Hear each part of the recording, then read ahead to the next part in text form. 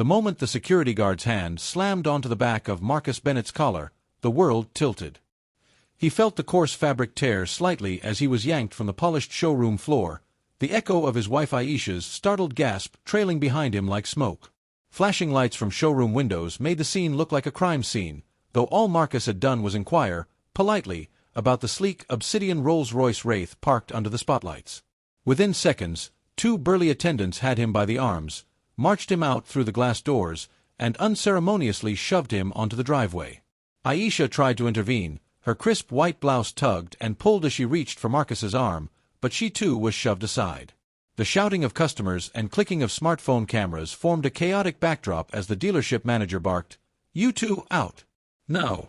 Their faces burned with humiliation under the late afternoon sun. Before we continue, if you are watching our video for the first time, please bless and support us by hitting that subscribe button, turn on your notification bell to get notified for more, share to friends. Where are you watching from? Please tell us in the comments. We love seeing how far our story goes. Thank you so much for being here, and a huge shout out to our first 100 subscribers. You are the reason we grow. Outside, Marcus and Aisha stood in stunned silence as the dealership's doors swung shut. A customer snapping photos called out, "Hey, why'd they do that?" But before Aisha could answer, Marcus glanced back at the glass, saw his reflection twisted by an onlooker's lens, and something inside him snapped. His jaw clenched. He looked at Aisha, whose hands trembled at her sides. "Let's go," he whispered. Their car, a modest sedan, waited across the lot. But instead of driving off defeated, Marcus's mind raced. He would not let this pass. That night, Marcus lay awake, haunted by the echo of the guard's grip and the manager's sneer. Aisha's soft breathing beside him was the only comfort.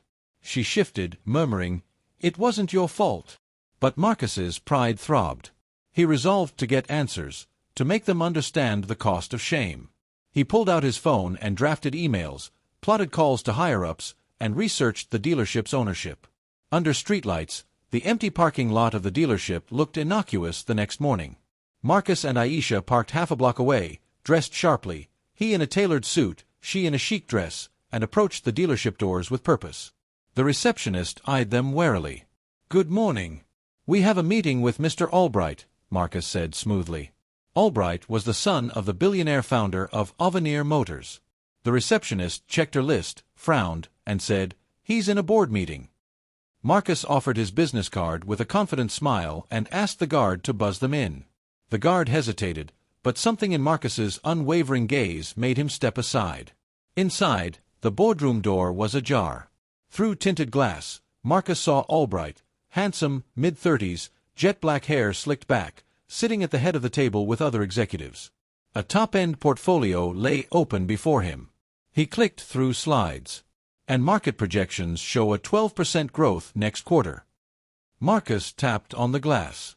Albright's head jerked up. Recognition flickered in his eyes. He stood abruptly. "You two again?" Marcus stepped inside, Aisha close behind. "Mr. Albright, your manager humiliated us yesterday." Albright motioned to the others. "Excuse me." The door clicked. The room emptied until only Albright, Marcus, and Aisha remained. Albright closed the folder. "I apologize for the treatment you received. Our people overreacted. How can I make it right?" Marcus's heart pounded. This was the moment he'd been impatiently waiting for. He explained calmly how the guard grabbed him without cause and how the manager's orders made him feel less than human. Albright listened, his dark eyes scanning Marcus's face. "That shouldn't happen under my watch," he said. He leaned forward. "Tell me what you want." Marcus swallowed. Part of him wanted to demand an apology on camera, a public statement. Another part wanted the manager fired. Yet he remembered Aisha's earlier words, "Pride only makes enemies." He took a breath. "We want to test drive the car, properly," he said, voice steady. "And we want to feel welcome." Albright smiled, a genuine curve of his mouth that softened his sharp features. "You shall." He picked up the phone. "Send them the keys to the Wraith. And 2 Phantoms. Let's start the day with some real horsepower." He hung up. "But first," he added, "join me for breakfast in my office." Within minutes, the showroom's lights brightened. A polished tray of croissants, fruit, and coffee arrived in Albright's office adjacent to the showroom floor. Through a large window, Marcus and Aisha watched as two matte black Rolls Royces rolled into view, their engines purring like wild cats. Spotlight beams followed their contours. "Which one would you like to take first?" Albright asked. They spent an hour tearing down city streets, first the Wraith, then the Phantoms, feeling the surge of acceleration, the flawless handling, the luxury cocoon surrounding them. Aisha laughed as Marcus gripped the steering wheel, surprised by the car's effortless glide. A crowd gathered when Albright returned, beaming. "How was the ride?" he asked. Marcus parked the Wraith back in the line. "Incredible," he said. "Thank you." He glanced at Albright, wondering what his motive was. Aisha, seated in the passenger seat, nodded, eyes shining. Back in the showroom, Albright walked them to the exit. He shook Marcus's hand firmly. "Thank you for giving us another chance. You remind me why we built this company, to bring joy to people, no matter who they are." He turned to the staff. "Learn from this. Respect every customer." As Marcus and Aisha reached the lot, two brand-new Rolls Royces, one Phantom and one Cullinan, parked at the curb. Each car's engine idled softly. Albright stood between them, hands on his hips. "These are for you. A small token of goodwill." Aisha's jaw dropped. Marcus stared, stunned. "But," he began. Albright held up a hand. "No buts. These are yours." He clicked a remote and the lights flicked off in the showroom, leaving only moonlight and car headlights. He grinned. "Drive safe." They climbed into the Phantom first. The doors closed with a click that sounded like triumph. Aisha turned to look at Marcus. "Can you believe this?" Marcus shook his head. "I can't." But under his breath he added, "We earned it." They drove off into the night, the Phantom's headlights cutting through the dark. The Cullinan followed, engine a quiet growl behind them. Neighbors peered out of their windows. Phones emerged to record the unexpected caravan cruising down the boulevard. Once home, Marcus and Aisha pulled into their driveway. They sat in silence for a moment, absorbing what had just happened. Aisha reached over, touched Marcus's arm. "We went from kicked out to rolling in two of the finest cars in the world." He smiled, tension melting. "And it all started with standing our ground."